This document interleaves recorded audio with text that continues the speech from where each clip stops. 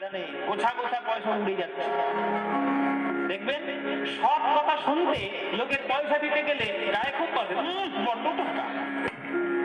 আর ঘরে বসে বসে যখন রোজ 500 টাকা করে মদ দিন, তখন পয়সা খরচা হয় না? 500 টাকা করে বড় বড় বোতল, ও বাবা, এখন আবার পরিবার মিলেও খাচ্ছে। এখন যা সংস্কার হয়েছে, ছেলে বউ বাবা ভাই মা সব বসে খাচ্ছে। কি সংস্কার পেয়েছি!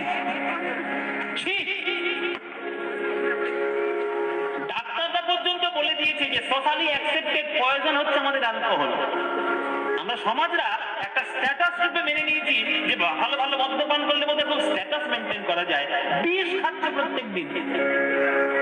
সব বড় বড় পৃথিবীর বড় বড় ডাক্তার বলে দিয়েছে যে মানব শরীরের জন্য অ্যালকোহল কোনোভাবে কনজিউম করার গঠন আমাদের মানব শরীরে নেই।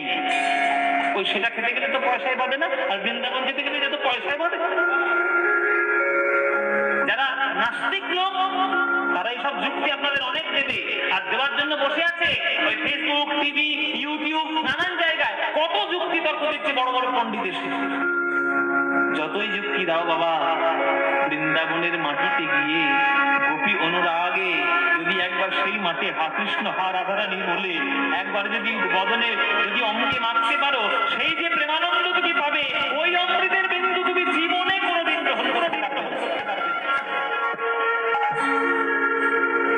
তাই বৃন্দাবনের মাটি হলো প্রেমের মাটি, যেখানে গেলে শুধু প্রেম পাওয়া যায়। কাগজে লেখো নাম, শুনেছেন তো? কাগজে লেখো নাম, কাগজ ছিঁড়ে যাবে।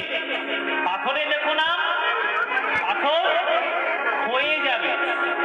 কিন্তু হৃদয়ে লেখো নাম, সে নাম রয়ে যাবে। যদি মনের মধ্যে গোবিন্দের নামটিকে হৃদয়ের মধ্যে খোদাই করে লিখতে পারো, সে প্রেম জীবনে মুছে যাবে, প্রেম কুড়াবে, আর রাধা কৃষ্ণের দেখতে পাবে।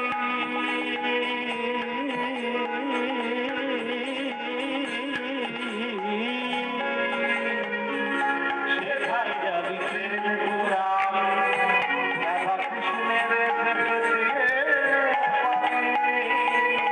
এই যে গান গাওয়ার এই যে ছন্দ, এই কোন গানটা কিভাবে সুর দিয়ে গাইতে হবে, এগুলো গুরুচরণে বসে শিক্ষা নিতে হবে। পানি দানা